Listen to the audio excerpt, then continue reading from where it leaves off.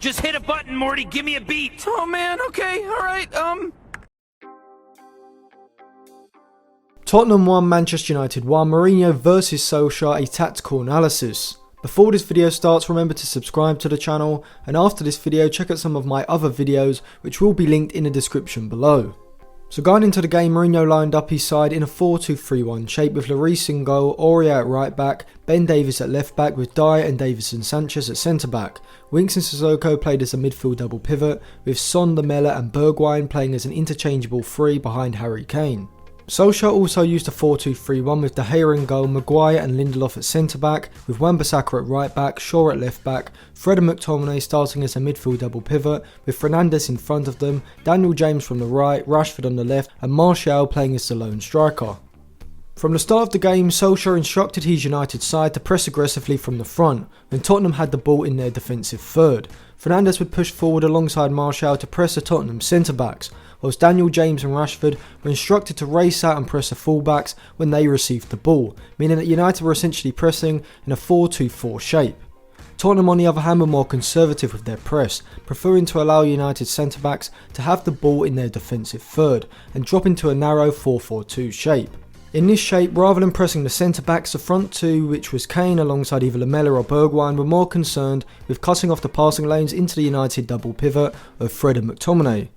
When the front two would move out to press the United centre-backs and Fred dropped deep to receive the ball, Sissoko would follow the Brazilian in order to stop United being able to bypass the front two's press with a simple pass into Fred's feet. United used an asymmetric 4-2-3-1 shape in possession as Rashford took up a narrow forward position from the left, whereas Daniel James held a wide position from the other flank. This was because Shaw would advance down the channel and provide United's system with the width from the left, whereas Wan-Bissaka would retain a deeper position, creating a back three in possession alongside Lindelof and Maguire.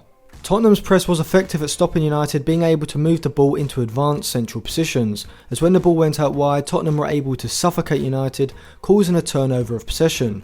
This occurred because Wan-Bissaka isn't the best at moving out with the ball and playing forward passes between the lines, and when McTominay received the ball in deeper, wider positions, he also wasn't capable of playing these quick bits of interplay with Bruno Fernandes and Wan-Bissaka in the right-sided channel to play through Tottenham's press and move the ball forward. United lost the ball a lot in these positions and it halted their potential attacks. Tottenham took the lead around the 26th minute mark after a combination of errors from United. Bergwijn was able to receive the ball on the wrong side of the United midfield, just on the edge of the United defensive third. Whilst Fred didn't exactly make an error, I do think that if United had a top class ball winning midfielder like Ndidi, then he would have been able to get back at Bergwijn, put in a tackle and win the ball back in order to stop the attack. If you want to see my breakdown on why United need Ndidi, check out my video on him, which is a part of my transfer series on who Manchester United should sign, which is linked in the description below. Fred isn't able to stop Bergwijn's dribble, who then rather easily glides past the flat-footed Maguire, who gets his body positioning completely wrong. Instead of being on his toes ready to anticipate Bergwijn's movement either side of him, he is rather lethargic, which means that when Bergwijn moves the ball to the side of him he can't react in time, allowing Bergwijn to race towards the goal and get a powerful shot away from the edge of the box. The shot wasn't directed into the corner and De Gea should have saved it, but like a series of other mistakes this season, he isn't able to position his hands quickly enough to push the ball away and it ricochets off him into the net. This is now becoming concerning as I, like many others, put De Gea's poor form over the last year down to just a lapse in concentration, a temporary blip, but with another mistake made it's making me question whether he's already hit an early decline, as Iker Casillas did when he approached his 30s as well. Tottenham looked most threatening when they looked to exploit United's high line, with Bergwijn and Lamela making runs from central positions out to the channel wide of the United back four. The major issue in possession for United was that McTominay and Fred were dropping too deep to get on the ball, which meant that if Fernandes retained a high position there was a massive gap between United's deep and advanced possession blocks, stopping them being able to play quick forward passes efficiently. United dominated most of the ball throughout the first half, but weren't able to get players like Rashford and Fernandes on the ball in the half spaces to actually create anything of substance. United's midfield double pivot didn't have the vision or passing ability to excel in these circumstances. Someone like a Toni Kroos is what this United side needs, playing as a deep line playmaker and being tasked with playing those simple but effective vertical passes which break the lines of the opposition system, and will get players like Rashford and Bruno Fernandes on the ball in behind Tottenham's midfield. However, Fred and McTominay don't have this ability, and therefore instead of being able to play this pass into a player in an advanced position, they would opt for an easier sideways pass, which while keeping the play flowing just results in a stagnant United attack. In this situation, Fred's forward pass into Martial was inaccurate and the attack broke down, whereas a better pass off the ball would have successfully moved the attack into the final third.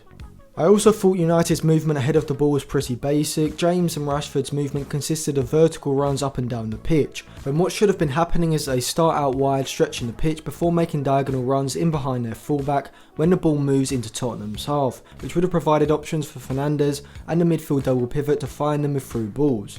I think this comes down to the coaching from Solskjaer. The whole United defensive system seems very basic. A good example of how to coach movement from wide attackers is how Pep Guardiola instructs his wide players to hold their position before making a run when the ball gets in the right position. See here, when Barcelona win the ball back, David Villa, who was playing from the left flank, immediately makes a run wide to stretch the pitch. When the ball moves into Messi in the Real Madrid half, Villa recognises that a through ball can be played and makes a diagonal run in behind Ramos, allowing the ball to be played and him to score from a one-on-one. Whereas Rashford is taking up narrow positions in field too early and therefore closing up his own space to make movements into. This really shows the difference between average and top level managers.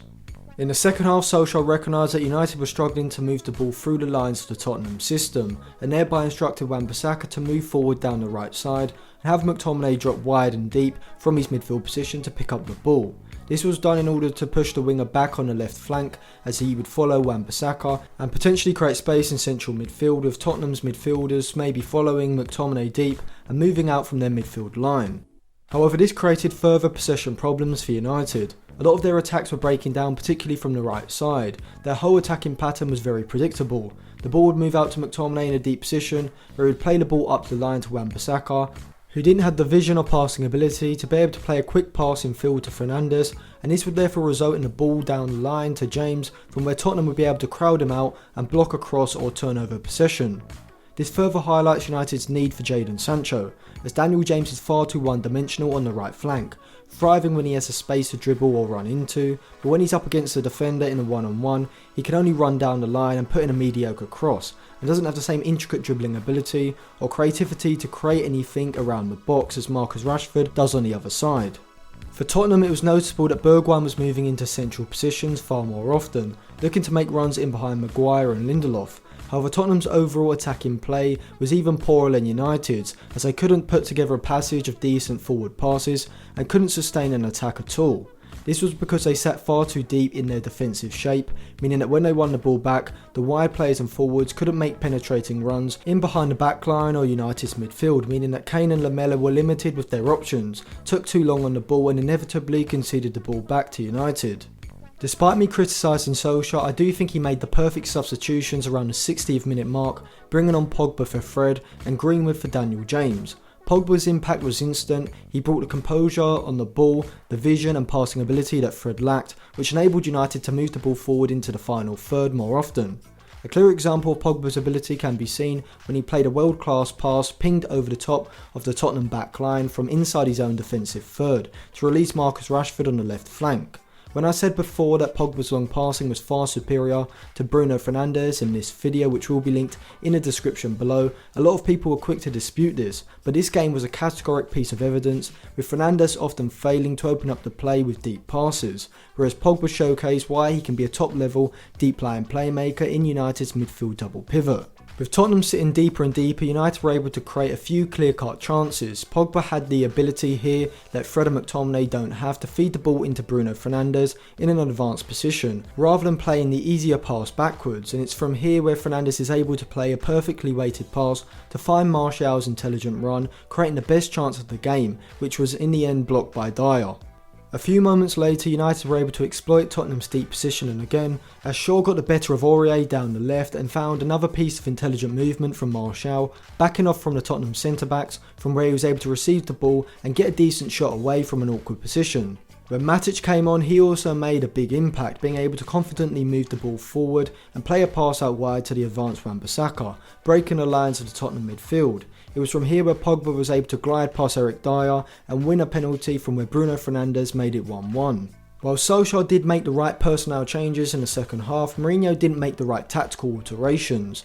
Tottenham should have been looking to pressurise United aggressively from their build-up when Matic came into the midfield double pivot, as his main weakness is receiving the ball with his back to goal under pressure, and this was something Tottenham could have taken advantage of. However, Mourinho's overcautious defensive mindset meant that Tottenham didn't press high, allowed United to play through their defensive third and move the ball into Tottenham's half without any real effort and sustain pressure throughout the last 30 minutes. Mason Greenwood on United's right side showed why he should be chosen ahead of Daniel James, as he was able to isolate Ben Davies around the box and use his intricate ball control to shift the ball into a shooting position from where he nearly scored right at the end of the game. So overall, United deserved to win the game in my opinion, with an expected goals rate of 1.77 in this match to Tottenham 0.53. However, I still question why Matic, Pogba and Greenwood weren't starting in the game, as a problem with McTominay, Fred and Daniel James has been evident all season, and does make me question Solskjaer. Mourinho on the other hand is showcasing the same problems he had at United, far too defensively cautious in the press, which is ultimately inhibiting their offensive output, as they're playing like a relegation fighting side, just with some top quality players like Son, Bergwijn and Kane in the team to bail them out on occasion, as Bergwijn did today. So thank you for watching the video. If you liked it, remember to give this video a like, subscribe to the channel and check out some of my other videos linked in the description below. We're still fighting for this title, and he's got to go to Middlesbrough and get something. And I'll tell you, honestly, I will love it if we beat them. Love it.